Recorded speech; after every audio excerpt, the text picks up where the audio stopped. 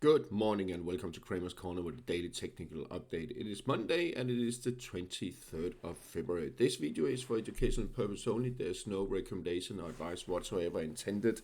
It's purely to demonstrate how I try to read the market using my experience, more than 20 years, and technical analysis. And let's start with the transportation index. ETF illustrated by the ETF here. ICS US Transportation Index Friday, massive move there, almost 2%. So it recovered more or less everything it lost here last week with the massive sell-off on the 11th and the 12th. That also hit the Danish DSV that really got hit hard, but we bounced really strongly here towards the end of last week. And now we are back. So normally transportation index is we say that's the canary in the coal mine, where it's really sometimes is the warning of what is to come. It is usually the transportation index that is reacting the first if there's a downtrend or uptrend in the or downturn or upturn in the overall economy. But it's recovered really strongly. So let's see what will happen in the next 2 weeks. Will it make a new high, or will it push? Or will it also be a setback? But it seems like we are going to make a new high here in the coming weeks. It's actually warming up for it. One share that is worth to notice also Friday is Alphabet C or Google, that almost 3.8% higher, bounced off the 100 moving average here and the support here 297.45. I mentioned that last week that it did it, but then we had a very strong move here Friday, almost 4%. And if it moves back above the cloud, it never closed below, but if it moves back above the cloud, then we are likely to see higher levels on Alphabet. It of course also lifted the overall Nasdaq 100. That is testing the lower part of the cloud here, still above the 24,500 support. But let's have a look at the future. The future is setting back a little bit. So we are still in this uncertainty of sideways range trading here with a slightly bearish undertone, really, with the lower low here and lower high. And let's see what's going on here. So a bit uncertainty, still a negative sentiment on the RSI is pushing, it's holding it down a bit. The S&P 500 actually closed above the cloud Friday, above 55 moving average, and it's key that it's still holding on above 6,789. But also here, pre-market, we can see the S&P future that is sitting back about 0.5%. I'm not sure what the reason for this is, but it really needs to get its mojo back up here and take out. I think if it takes out Friday, peak there, a little peak, then I think we will see it pushing higher. But also, as we can see, the future is actually in a negative sentiment. So there's a tug of war going on for the EUROStoxx. Also, if we are looking at the Dow Jones Index, testing the little bit of resistance there at 49,683, but it's not that strong. We are still in a bullish trend on the Dow Jones, so it's still holding on also above the rising trend line there. Moving on to the Russell 2000, that was basically that's the small caps, basically unchanged. Hang Seng had a very good day this morning here in Asia, bouncing after bouncing from the 26,264, still in a bullish trend, still positive sentiment on the RSI, and I think in the next few days we could see it pushing up towards these peaks here. If it takes it out 27,384, well then it could accelerate the uptrend. Not much to say about yen, the Nikkei and yen, but Nikkei, there's the future is trading, but it's actually closed in Tokyo today on Japan due to Emperor's birthday, so it's a bank holiday, so it will be quite thin there. Moving on to the European market, and EuroStoxx50, a new high Friday, pushed now to the 138.2. Projection of this correction there, 6,142. I think we'll see it pushing higher here in the coming weeks.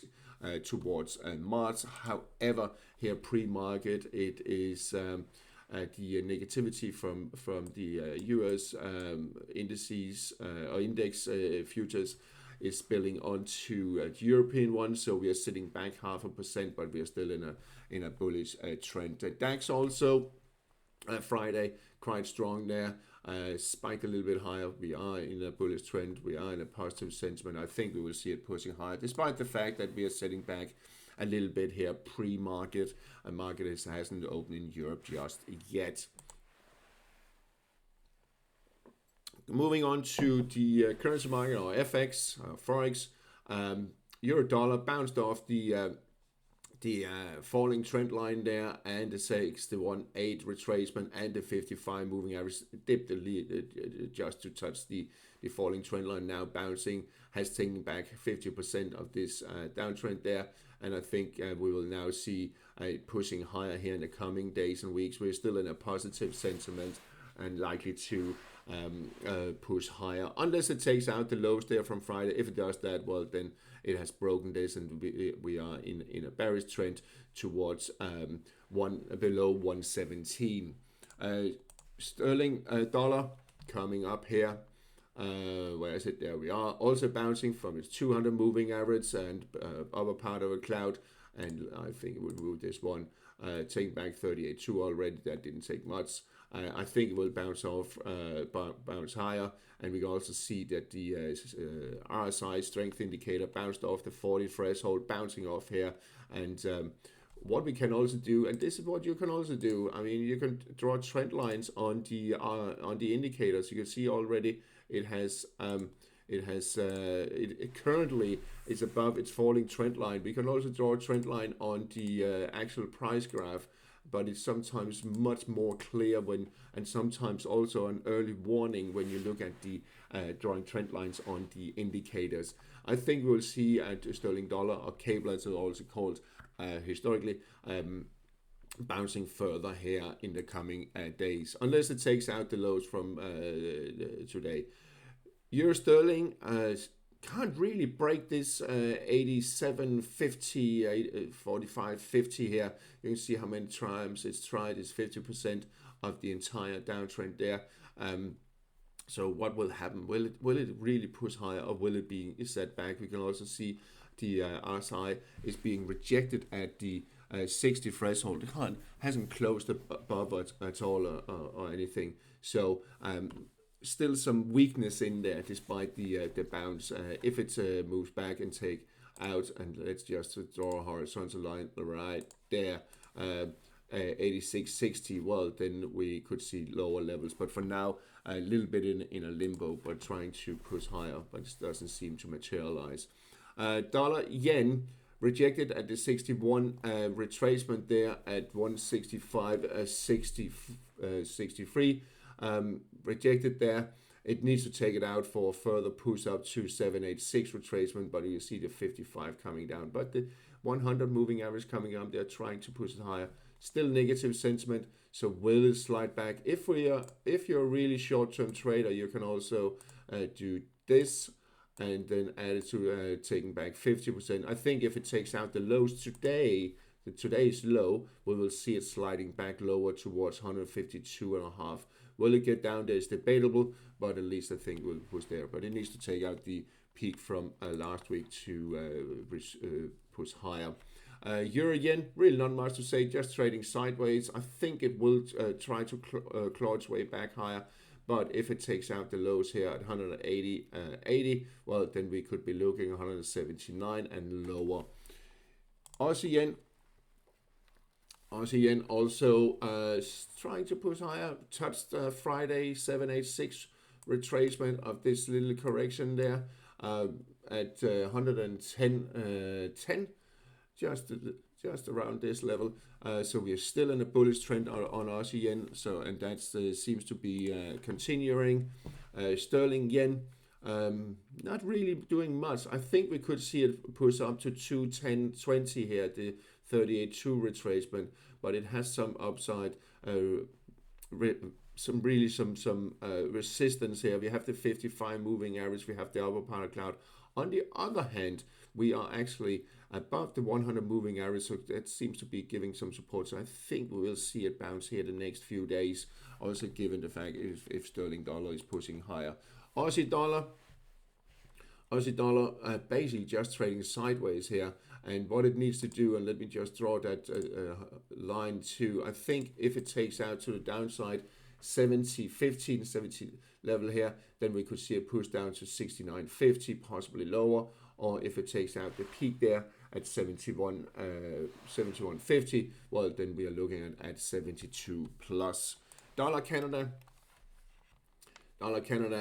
sitting back there after reaching just it was just below, and let's just draw a horizontal line here, just below the peak there. So if it's sitting back a little bit, and especially if it takes out the 135.85 here, the 61.8 retracement, then I think we will see downtrend resuming unless it can take it out to the other side. But then we have the 55 pushing lower here, still negative sentiment. So I actually think we will see it pushing lower there. Just very quickly, sterling Canada bouncing strongly, so it could bounce back to the areas here around 185.50, 186, but we have all the moving areas in this region here, so I don't think there will be that much action. Euro Swiss still trying to bounce, but has basically just been trading sideways. But we are in a bearish trend, but it is in the exhaustion mode. So let's see. But if it takes out the lows here at 90.80, well, then we are looking at 90 level. But otherwise, it could bounce further up to around 91.50, possibly a little bit higher. Dollar Swiss. There we are. Dollar Swiss hit the 786 retracement at 77.75 and then set back. But to resume downtrend, we'll be looking at 76.65 here. That will confirm it, especially also if RSI push back below 40 threshold. And I think we will see that scenario play out. But for now, early warning could be that it takes out the lows from today, that it will resume the bearish trend. Moving on to the dollar index, rejected there at 90 level, which we have talked about so often. Resistance there, 55 moving average, and I think we will see a resuming downtrend. Still negative sentiment. There's no divergence on the RSI indicating lower levels, and I think we'll see it pushing lower here, especially also if we see your dollar crawling back higher. So it needs to take out these peaks here just above 98 to establish a bullish trend. Gold is having its mojo back a little bit, currently above this this peak here, and trading around the 61.8 retracement of this sell-off there. Then it bounced back to the, and then set back again, and then to the 38.2 retracement. So now we can remove this one. So we clean up the chart a little bit from time to time. Then we have bounced, and now we are trading around these peaks here. And if we get the RSI back above 60 threshold, then I think we'll see the gold split is the gold spot pushing higher, and still have a target short term 5,340, and I think that will play out here the next few days. Just a quick look at the future. Of course, more or less the same picture here, above, back above here, resuming uptrend. And always, but the past months or so been in a positive sentiment, likely to push higher. Silver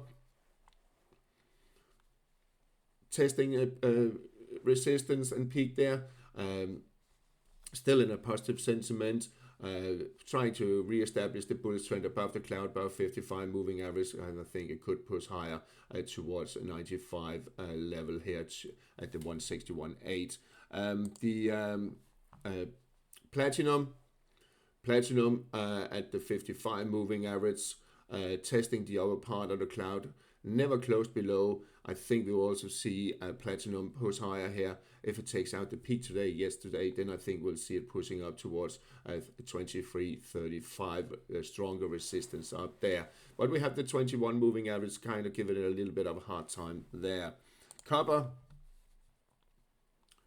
Copper rejected at the 61.8 retracement there at 591 here this early morning, trying to really recover and bounce, but it is above the cloud, so I think it will do it eventually, but it could set back a little bit here before maybe the next push. On the energy market, after pushing higher there towards the end of last week, it is actually sitting back a little bit, but we are in a bullish trend. We are in a positive sentiment, although we can remove this one here now, although we are showing some uptrends fatigue or exhaustion. That is a little bit weird already, but that's how it is sometimes. Let's see. I think if it takes out the peak here from Friday and from late last week, then we will see that push up towards 70, and I still believe that scenario to play out. We have the 55 moving average coming up there, giving some support on the WTI crude oil. Brent crude oil, more or less the same picture. You can see that the RSI is declining, but still in a positive sentiment. We have established a bullish trend that can take it higher towards 75 and possibly higher here in the coming weeks. But it is not that convincing, but it's still in an uptrend. The European nat gas knocked back down here late last week and back below the 55 and the 100 moving average below the cloud. We have the RSI bouncing off the 40 threshold, still above the falling trend line there, but you can see lower low, lower high, lower low, lower high. Will it continue lower? Let's see about that. So it's really quite volatile. I would be very cautious trading it. If it was me, I'm not trading that gas, but I would be very cautious. I'll remove this one, cleaning up a little bit. We can also do this if you're a really short-term trader. You can be looking at these levels there too. You see setback to 786 retracement. Henry Hub nat gas dancing sideways around this $3.15 here, but its key support there 292. On the interest market, or the US 10-year Treasury yields, that is bouncing, but again not that convincing. Still, I think we could see it maybe bouncing up to 412. That's not unlikely, but it seems quite heavy there, which they should be happy about, and we should be happy about lower yields, your lower interest rates. We have the 100 moving average coming down there. We have the 55 starting to move around, and we're also in a negative sentiment, so we are in a downtrend there. Short term at least. Let's see on the European yields that we have here. Support here around the 272. That is key. Here early morning, it didn't bounce much. It did last week, but it didn't really get a mojo. And we could see it taking out this support area here, and then we could be looking at 267, maybe 260, 65 there. The UK 10, well, hasn't opened just yet there in London, but I think it will bounce a little bit. If it takes out that low there, well, then we have to look really far back for lower levels, all the way maybe down to 420. That could be seen. Let's see about that. There's not much strong support until then. And as I mentioned, the Japanese market is closed today due to a bank holiday. Moving on to the crypto and Bitcoin, sitting back a little bit, but still it's the 60,000 as a key support. Ethereum, same here, 1740, that is key support. All right, that's all for today. Have a nice Monday, and talk to you again later. Keep charting out there.